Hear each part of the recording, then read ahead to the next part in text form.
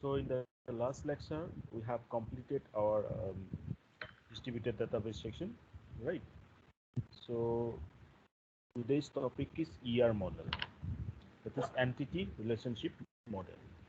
Uh, these things we have already discussed in our DBMS lecture. Okay, I think in the second sem. But although it is a part of your module 1 in ADBMS, we'll go through briefly every concept that we have already discussed or we already know about ER model. ठीक है, क्योंकि ये एक बहुत important topic है, entity relationship model. Either you get CSIT point of view or UC NET, NTA NET, SET point of view, or different other exams also, we find questions from this topic. ER model, entity relationship model, that is you can consider this as a building block of our database, right? So let's discuss then. So what is ER model?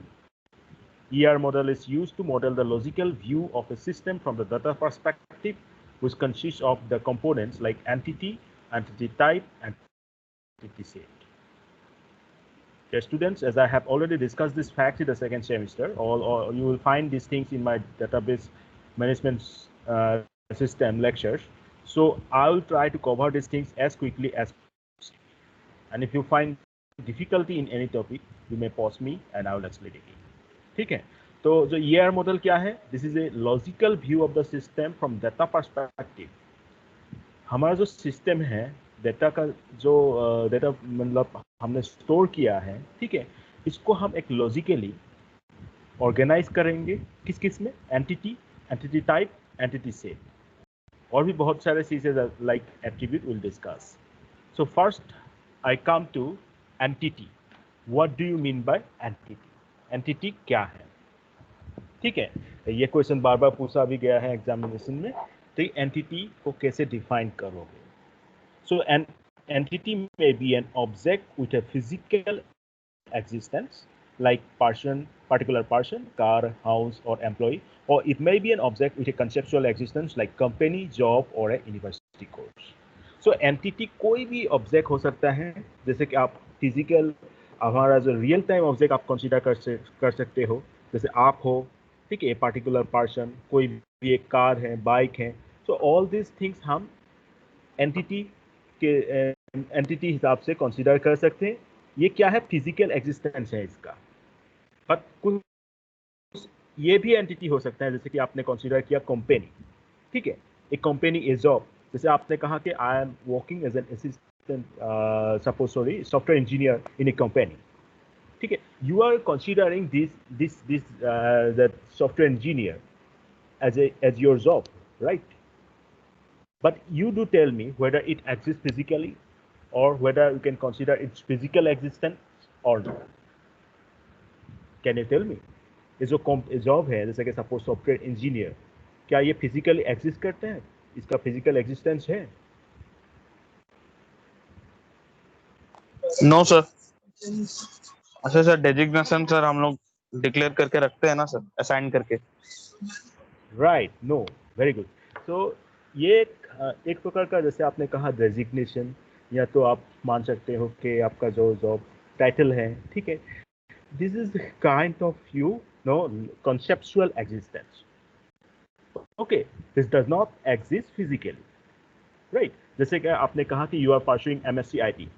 Okay, so this MSc IT, this university course itself is a kind of conceptual existence. It doesn't exist physically, right? So ये जो course है, university course MSc IT है, इसको भी हम एक entity मान के चल सकते हैं, ठीक है. So now you tell me whether the concept regarding entity is clear or not. Yes sir. ठीक है. Now entity type and entity set. Entity type का मतलब ये है कि किस टाइप का, जैसे कि ये U1 is an entity having entity type student, ठीक है. सो मैंने एक स्टूडेंट एंटिटी कंसीडर किया, ठीक है. स्टूडेंट पे आप हो सकते हो, जैसे कि सपोज राजेश हो, गौतम हो, ठीक है, अमलान हो, जैसे बर्नाली हो. So you all are Now entity of the entity type student. Are you getting my point? So आप स्टूडेंट का एंटिटीज हो, और स्टूडेंट टाइप क्या है, एंटिटी टाइप क्या है इसमें, एंड स्टूडेंट. अब जब मैं ये सारे स्टूडेंट्स का सेट कंसीडर करूंगा, ठीक है, if we consider the set of all students, then that will be our entity set, right? And we do have some different diagrammatical representation for this entity type and entity set. Let me show you. ये दिखाई दे रहा है, this is entity and this is a rectangular box I'm considering, and this is what entity. Okay, so entity type यहाँ पे क्या है, student है, और जो U1 है, E2 है, ET, these are entities of the student entity type. Now this shape, this is a kind of oval shape, and this will represent what, entity set. ठीक है. Now these diagrams are clear to you or not?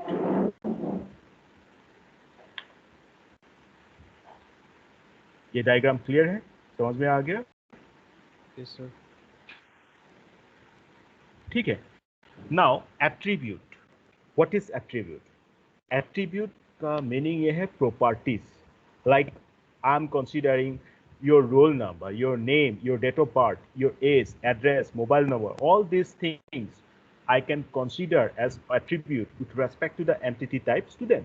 एक student के लिए property क्या क्या होगा यहाँ पे? आपका रोल नंबर, आपका नाम, ठीक है, date of birth, age, address. So they will be attribute and they can be represented with this shape. ये जो शेप आपको दिखाई दे रहा है, ये एट्रीब्यूट का सिंबल है. And you guys already know that in case of ER model, entity relationship diagram, we have to follow the symbols that have already been designated, already been designed to represent that particular concept, right? So attribute, you know it. Now we have key attribute. अब ये key attribute क्या है? Key attribute is the attribute which uniquely identifies each entity in the entity set. की attribute वो attribute है जो uniquely क्या करेगा, जो एंटिटी सेट है उस सारे चीज को यूनिकली आइडेंटिफाई कर पाएगा. Like roll number. If I know your roll number, then also I can retrieve your name, your date of birth, your address. Yes और नो? अगर रोल नंबर मुझे, आपका रोल नंबर मुझे पता है, तो मैं इजीली आपका क्या कर सकता हूँ, आपका नाम, आपका address, we can retrieve that, I can retrieve that, right? So बोलने का मतलब ये है कि ये जो रोल नंबर है, ये यूनिकली आइडेंटिफाई करेगा कि या if this is roll number 1, then this signifies this student, this represent this student. So roll number will become a key attribute. ठीक है. Next, composite attribute. Composite attribute, as the name says itself, composite in nature, that is, this attribute is composed of many other attributes. यहाँ पे क्या होगा, ये अलग अलग attribute बहुत सारे होगा, इन सबको कंपोज करके हम कंपोजिट एट्रीब्यूट बनाते हैं. Just let me give you an example. ठीक है, आपका एड्रेस में क्या होगा, your house number, right, your land number, your city, your state, right, your pin code number, right. So ये जो नाम है, जैसे कि मैंने कहा कि house number, that street number, that lane number, that city, that state, that pin, ये सारे चीज अपने आप में एक एक एट्रीब्यूट है. अब जब मैं इन सबको कंबाइन किया तो मुझे क्या एट्रीब्यूट मिला, address. Are you getting my point? I'm repeating it again. See, we have street as an attribute, we have city as an attribute, we have state, we have country, we have postal code, that is pin code, as different attributes. Now we have combined them, we have composed them to form one single attribute, that is your address. So now in this case, address will become the composite attribute. Okay, like this symbol you have seen in this diagram. Now you tell me, क्या आपको composite attribute समझ में आ गया? Yes sir.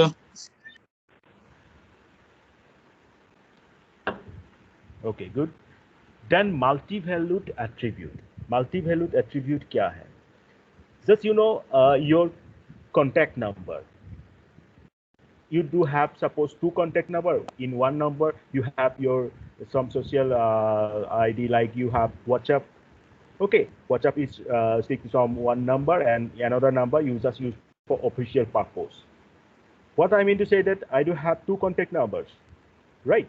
So ये हो सकता है, एक इंसान के पास दोनों दो नंबर रह सकता है या तो तीन रह सकता है, ठीक है। तो क्या है, जो फोन नंबर है इसका टू वैल्यूज अभी हमें मिला. We got two values for the phone number, right? Not two values, more maybe sometimes for some persons we have 3, 4, 5 different values. तो एक एट्रीब्यूट का अगर more than one value होगा for a particular entity, then we'll call that as a multi-valued attribute. ठीक है, an attribute consisting more than one value for a given entity will be known as multi-valued attribute. Like I have given the example of phone number. जैसे आप एक और एक example दे सकते हो, email address, your email ID, right? Your official email ID, your personal email ID. तो इसको हम कैसे रिप्रेजेंट करेंगे? जो आपका एट्रीब्यूट का सिंबल है उसके ऊपर दो, ठीक है, टू ओवल्स है. सी these two eclipses I have drawn enclosing phone number, and this symbol will represent the multi-valued attribute. आपको दो बार ड्रॉ करना है. एक बार ड्रॉ करोगे तो क्या होगा, वो एट्रीब्यूट होगा, और अगर दो बार ड्रॉ करोगे तो इसका मतलब होगा मल्टी-वैल्यूड एट्रीब्यूट, राइट? ये समझ में आ गया? Yes, sir. Yes, sir. Then next is the derived attribute. So derived attributes means from the name itself it is clear that what happens, you are trying to calculate its value from some another attribute. ठीक है, तो और एक attribute है जिससे आप अपना ये जो attribute है इसका value calculate कर रहे हैं. इसका मतलब ये है कि आप अपना जो attribute है इसका value calculate नहीं कर पाओगे अगर वो attribute आपके पास नहीं होगा. So like मुझे मैं एक एग्जांपल देता हूँ आपको. आपका age, your age, if you don't know one person's date of birth, can you calculate the age? क्या आप एज कैलकुलेट कर सकते हो डेट ऑफ बर्थ जाने बिना? No, sir. No, right? Because you should know the date of birth, then only you can go for calculating the age. So यहाँ पे जो एज होगा आप क्या हो जाएगा, एक डिराइव्ड एट्रीब्यूट, राइट? सो इसको हम कैसे रिप्रेजेंट करेंगे? विद डॉटेड सिंबल, ठीक है, डैश ऑफ वेल. एट्रीब्यूट की तरह ही सिंबल है, बट यहाँ पे क्या कर रहे हो, डैश से बना रहे हो ये ओवेल को. So an attribute which can be derived from other attributes of the entity type will be known as derived attribute. आज का पहला क्वेश्चन जो I want to ask you, the first question today is that you cite one more example of a derived attribute when you will get the recorded lecture for this. Okay, ये पहला question है. Derive attribute का और एक example आप comment करके बताओगे, और मैंने जो एग्जांपल दिया है ये एस. ठीक है, ये समझ में आ गया? Yes, sir. So overall, the complete entity type student, which is attribute, we can represent with this diagram. ये स्टूडेंट है, ठीक है, ये स्टूडेंट एंटिटी टाइप है. इसका ये सारे एट्रीब्यूट्स हमने ऐसे रिप्रेजेंट किया है. जैसे फोन नंबर क्या है, multi valued attribute. Age derive, date of birth, name, roll number, common attributes. Then address is a composite attribute. Now I hope that this diagram is clear to you. Can I? Yes, sir. तो मैं थोड़ा fast इसलिए चल रहा हूँ क्योंकि ये module 1 में दिया हुआ है जो आपको जानना चाहिए, इसलिए मैं थोड़ा फास्ट चल रहा हूँ. इसको और डिटेल एक्सप्लेन में जानना है तो आपको ऑलरेडी पता है, DBMS लेक्चर्स में मैंने इसको एक्सप्लेन किया था, उसका लिंक भी मैं दे दूंगा. ठीक है, नेक्स्ट आप जो है relationship type and relationship set. A relationship type represents the association between entity types. यहाँ पे दिखाई दे रहा है स्टूडेंट और कोर्स, दो अलग अलग का एंटिटी टाइप है. आप इनके बीच जो आप रिलेशनशिप एस्टैब्लिश करने जाओगे वो किससे करोगे? एक रिलेशनशिप, ठीक है। और जिसको कि आप क्या करोगे, इस रिलेशनशिप टाइप को आप कैसे रिप्रेजेंट करोगे? एक डायमंड शेप्स के जरिए। Are you getting my point? In ER diagram, relationship type is represented with the help of a diamond structure, and you will connect the other entities with lines. So यहाँ पे क्या हो रहा है? Enroll in is a relationship type that exists between the entity type student and course. ठीक है। Now, if we draw Venn diagram, कैसे draw करेंगे हम? अब जब रिलेशनशिप सेट की बात करेंगे, when we talk about the relationship set, this means more than what? One relation exists. So consider this student entity set and this course entity set, and this is the relationship set. E1, E2, Et are different what? Enrolled in relationship. So S1 attached to E1, S1 attached to C2 through E1. S1 जो है ये C2 के साथ connected है E1 relationship के जरिए। Similarly, S2 attached to C1 through E2, ST attached to CT through ET. So this is the diagram to represent the relationship set. Is this diagram clear to you?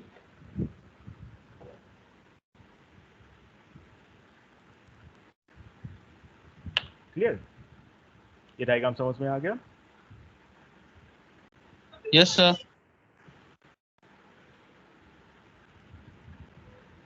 Then coming to the next point, that is degree of a relationship set. Degree क्या है?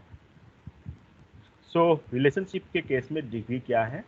The number of different entity sets participating in a relationship set will be known as degree of the relationship set. कितने entity set participate कर रहा है एक relationship set में, इसी को हम बोलते हैं degree of the relationship set. ठीक है। अब जितने नंबर पार्टिसिपेट कर रहा है अकॉर्डिंगली हमें क्या मिलेगा? अलग अलग रिलेशनशिप मिलेगा। जैसे कि यूनरी रिलेशनशिप, यहाँ पे देखो, when there is only one entity set participating in that relation, then relationship will be known as unary relation, क्योंकि यहाँ पे एक एंटिटी पार्टिसिपेट कर रहा है और यहाँ रिलेशनशिप टाइप कौन सा है? Married to. ठीक है, इसका मतलब है one person is married to only one person. इस डायग्राम के जरिए, इस एंटिटी डायग्राम के जरिए मैं क्या रिप्रेजेंट कर रहा हूँ? One person is married to only one person. So एक ही एंटिटी है, ठीक है। तो आप इस रिलेशनशिप का क्या टाइप होगा? Unary relationship. Is this clear? ये समझ में आ गया? Yes, sir. इसी तरह बाइनरी रिलेशनशिप, Yes, sir. जब दो एंटिटी सेट आ जाएगा तो ये बाइनरी कहलाएगा। When there are two entity sets participating in a relation, then this will be known as binary relationship. Like जो मैंने अभी थोड़ी देर पहले एग्जांपल दिया था, स्टूडेंट और कोर्स, ये दो इन्वॉल्व हैं। कहाँ पे? किस रिलेशनशिप टाइप में? एनरोल टीम में। तो ये क्या होगा? Binary relationship, right. इसी तरह एन एरे रिलेशनशिप, जब एन एंटिटीज पार्टिसिपेट करेगा तो उसको हम कहेंगे एन एरे रिलेशनशिप। ठीक है। आपके लिए एक होमवर्क है कि आप एक क्या करोगे? टर्शियरी रिलेशनशिप बिल्ड करने की कोशिश करोगे। You try to create tertiary relationship. Now next thing, cardinality. तो कार्डिनलिटी मतलब क्या है? The number of times an entity of an entity set participates in a relationship set is known as cardinality. Number of times एक entity participate कर रहा है एक relationship में, उसको हम बोलते हैं cardinality. Don't confuse the term degree with cardinality. Degree जब कितने नंबर ऑफ एंटिटी टाइप उस रिलेशनशिप में पार्टिसिपेट कर रहे हैं तब हम बोलते हैं degree of that relation. But cardinality क्या है? उस एंटिटी सेट के एक एंटिटी कितने बार पार्टिसिपेट कर रहा है। ठीक है, यहाँ पे मैं एक पार्टिकुलर एंटिटी के नंबर ऑफ टाइम्स की बात कर रहा हूँ, तब इसको हम बोलते हैं कार्डिनलिटी। अब कार्डिनलिटी की भी बहुत सारे टाइप्स हो सकते हैं। फर्स्ट से 1 to 1, So one-to-one means when each entity in each entity set can part only once in the relationship, then it will be one-to-one. जैसे हमने कुछ assume किया, suppose a male can marry to one female, a female can marry to one male. ठीक है, मैंने ऐसा मान लिया हूँ कि एक मेल एक फीमेल को मैरी कर रहा है और सिमिलरली एक फीमेल एक मेरी को, ठीक है, मैन को, सॉरी. तो male to female for the married to one kind of relationship exist. तो या इसका कार्डिनलिटी कैसे हम रिप्रेजेंट करेंगे? वन से. दिखाई दे रहा है, इस लाइन के ऊपर वन ड्रॉ कर दिया, मतलब एक के साथ एक. Are you getting my point?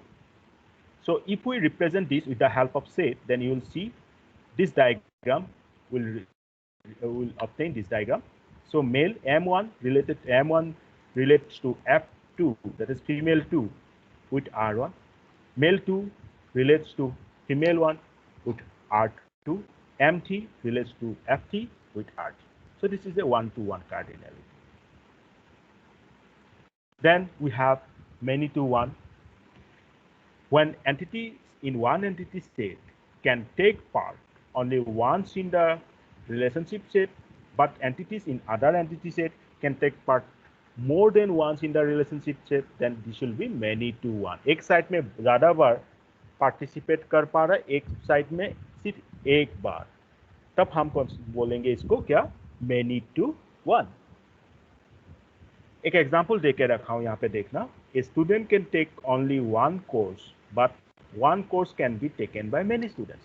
आप MSc आप कर रहे हो, ठीक है, जैसे सपोज राजेश MSc कर रहा है, बट MSc तो बहुत कर सकते हैं. जैसे MSc की बहुत सारे स्टूडेंट से रिलेट हो सकता है, बट राजेश ओनली एक के साथ रिलेट हो सकता है. वो क्या है? MSc. समझ में आ रहा है मैं क्या बोल रहा हूँ? A student can take only one course, but one course can be taken by many students. तो इसका कार्डिनलिटी हम कैसे लिख सकते हैं? n/1. ये एग्जाम्पल समझ में आ गया? इसको ऐसे रिप्रेजेंट करेंगे.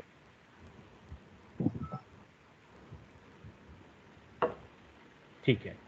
Yes sir. ठीक है, वेरी गुड.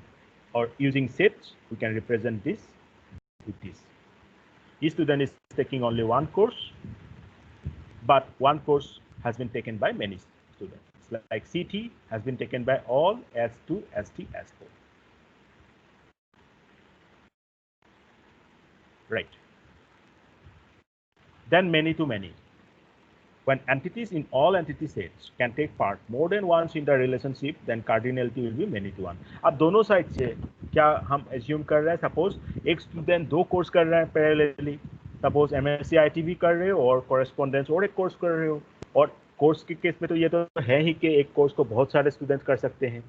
तो इस केस में क्या हो जाएगा? M2N, many to many relationship आ जाएगा. ठीक है, इसका कार्डिनलिटी होगा क्या? M/N. like this. तो ये हो गया कार्डिनलिटी, जो मैं एक बार फिर से बोल रहा हूँ, one to one, many to one and many to many. I hope the concept of cardinality is clear to you. Yes sir.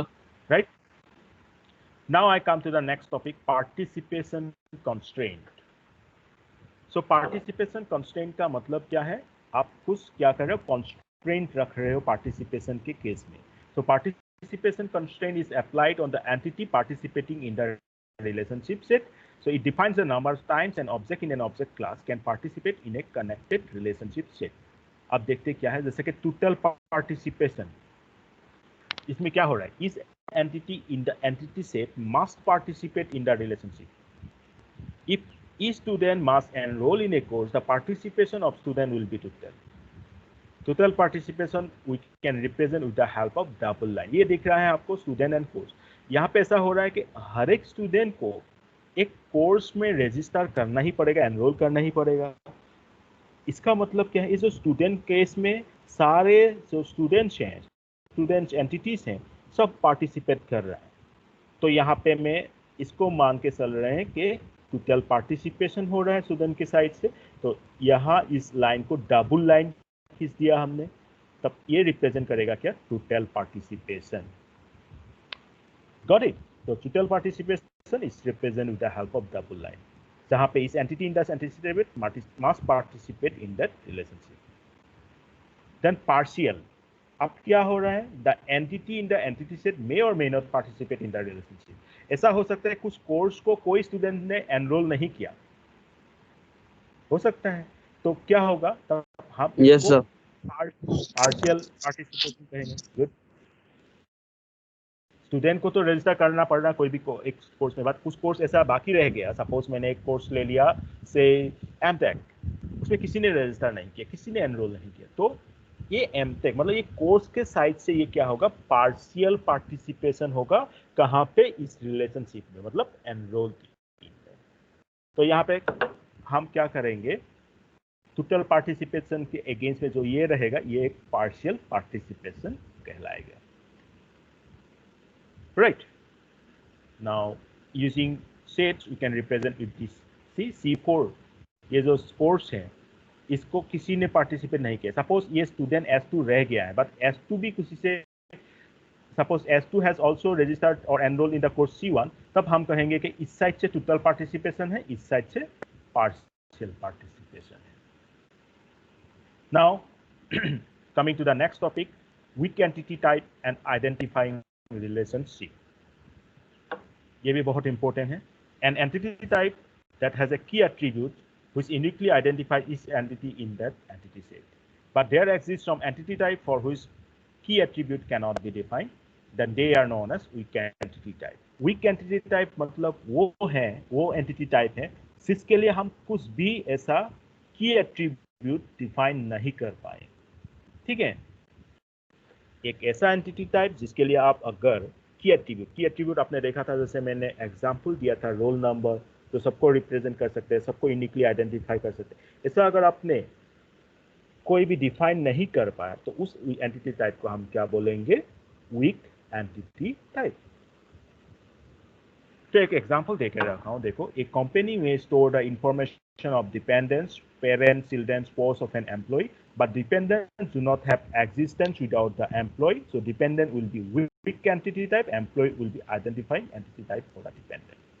So यहाँ पे जो डिपेंडेंट है, हर एक एम्प्लॉय का कोई डिपेंडेंस रहेगा. जैसे आपके पापा के लिए आप हो, आपकी मम्मी जी हैं, और लाइक आपका ब्रदर है. ठीक है. तो सो डिपेंडेंस की क्या क्या हो सकता है? पेरेंट्स हो सकता है, चिल्ड्रंस हो सकता है, स्पोर्ट्स हो सकता है. बट ये जो डिपेंडेंस है तभी एग्जिस्ट करेगा अगर उस कंपनी के अंदर ये एम्प्लॉय है. राइट. सो मैं इस डिपेंडेंस के लिए कोई भी क्या डिफाइन नहीं कर सकता? की एट्रीब्यूट डिफाइन नहीं कर सकता. राइट. सो ये डिपेंडेंस हो जाएगा एक प्रकार का क्या? Week entity type. और ये जो एम्प्लॉय है ये हो जाएगा आइडेंटिफाइंग कर रहा है इस चीज को. ठीक है. ये जो रिलेशनशिप होगा इन लोगों के बीच, आइडेंटिफाइंग रिलेशनशिप हो जाएगा. So weak entity type is clear to you? So ये समझ में आ गया? इसको हम डबल रेक्टेंगल के जरिए रिप्रेजेंट करते हैं. We represent weak entity type using double rectangle, and the participation of weak entity type is always total. मतलब ये जो weak entity type है इसको पार्टिसिपेट करना ही पड़ेगा. राइट. तो ये इसलिए टोटल होगा. तो the relationship between weak entity type and its identifying strong entity type is called identifying relationship, and it is represented using double diamond. तो डबल रेक्टेंगल से वीक एंटिटी टाइप और डबल डायमंड से हम identifying relationship denote करते हैं. Like this. दिखाई दे रहा है? ये क्या है? ये वीक एंटिटी टाइप से. और ये जो दिखाई दे रहा है आपको हैज, मतलब एक आइडेंटिफाइंग रिलेशनशिप है.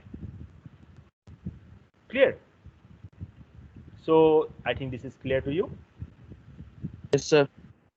Now we have discussed all the topics related to ER diagram. हमने सारे चीज डिस्कस कर लिया इसी लेक्चर के जरिए. सभी जितने भी कॉन्सेप्ट हैं ER के, सिंपल ER डायग्राम से रिलेटेड सब डिस्कस कर लिया. Now we can go for creating one ER diagram by ourselves, like ER diagram of library management system. तो लाइब्रेरी मैनेजमेंट सिस्टम में क्या होता है? लाइब्रेरी में एक section, member, book, grantor, publisher, ये सब रहेगा. सेक्शन है section ID, name, phone number. Member के पास क्या होगा? आपका आईडी होगा, आपका address, telephone, occupation, member name. Book के पास क्या होगा, बुक का number, title, author, price, publisher का publisher ID, name, address, phone number. Similarly जो ग्रांट कर रहे हैं उसका आइडेंटिटी कार्ड रहेगा, आइडेंटिटी कार्ड के नंबर, नेम, एड्रेस, फोन रहेगा।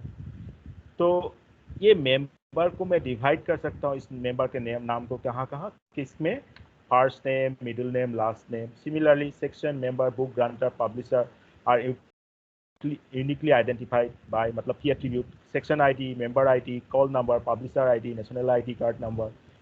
ठीक है। One section has many books but one book should keep in one section. एक सेक्शन में बहुत सारे किताब हो सकते हैं, बट एक सेक्शन, एक किताब को एक ही सेक्शन पे रख सकते हो आप। एक किताब को, एक सिंगल बुक को दो सेक्शन पे तो रख नहीं सकते हो। तो इसमें आप मैं क्या बात कर रहा हूँ, आपका मेनी टू वन और one two many. Similarly, one member can borrow many books, right? Many books may be published by one publisher. ये सारे चीज़ों को ध्यान रखते हुए आप ER डायग्राम बनाओगे। तो स्टेप 1 होगा आइडेंटिफाइंग द एंटिटीज। यहाँ पे एंटिटीज आपको मिल गया, section, member, book, publisher, grantor. ठीक है। आप उसको क्या करोगे, आइडेंटिफाइंग द रिलेशनशिप को आइडेंटिफाई करोगे। One section has many books but one book should be kept in one section, that is 1:n relationship. मैंने बताया था कार्डिनलिटी क्या है, ठीक है, डिग्री क्या है, ये सब बताया था आप लोगों को। One member can borrow many books, so 1:n relationship. Many books may be published by one publisher, that is n:1. Many member may have one grantor, बहुत सारे को एक ही ग्रांटर ग्रांट कर सकते हैं, so n:1.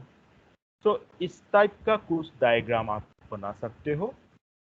दिखाई दे रहा है, book to section, n:1, member to book 1:n, borrows, has, supplies, grants, ये सब रिलेशनशिप हो गए और ये सब एंटिटीज हो गए। अब इस ग्रांटर को मैं क्या कर रहा हूँ, डबल रेक्टेंगल से डिनोट कर रहा हूँ। क्या बता सकते हो डबल रेक्टेंगल का मतलब क्या था? अभी थोड़ी देर पहले बताया था मैंने आपको, याद करो, डबल रेक्टेंगल मैंने बताया था अभी थोड़ी देर पहले। ये क्या था आपका, weak entity. Okay, weak entity था ये। Yes sir. तो ये हो गया आपका। उसके बाद आप क्या करोगे, आइडेंटिफाइंग द की एट्रीब्यूट्स। की एट्रीब्यूट्स बोल दिया जो यूनिकली आइडेंटिफाई कर रहा है, like section ID, member ID, book call number, publisher ID, ठीक है, आइडेंटिफाई कार्ड नंबर, मतलब आइडेंटिटी कार्ड नंबर। उसके बाद अदर एट्रीब्यूट्स को डिफाइन करोगे, like section name, phone name, ठीक है, ये सारे एट्रीब्यूट्स आपको मिल जाएंगे। तो overall you will draw your ER diagram which have a look like this. और ये आज खुद एक बार बना के देखोगे, ये एक स्क्रीनशॉट ले लो, although it may not be very clear to you, but you can still have an idea how those attributes, entity types, relations are being depicted here. ठीक है, एक स्क्रीनशॉट ले लेना और इसको खुद बना के देखना। ठीक है, so that's the end of this lecture. Now coming to the question, today you will tell me what is cardinality and what is degree of a relationship. आप बताओगे मुझे इसमें कमेंट करके कि डिग्री और कार्डिनलिटी क्या होता है ER डायग्राम में। ओके, क्या क्वेश्चन समझ में आ गया? Yes sir. ठीक है, कोई भी एग्जाम होगा आप लोगों का, सपोज जल्दी आप लोगों को प्रिपेयर करना है तो ये एक बार कर लेना, ये सारे चीज एटलीस्ट याद रखोगे तो उस एग्जाम को इजीली आप ये ER डायग्राम से रिलेटेड क्वेश्चन सॉल्व कर सकते हो। Okay, so that's all for today, thank you. Okay sir, thank you sir.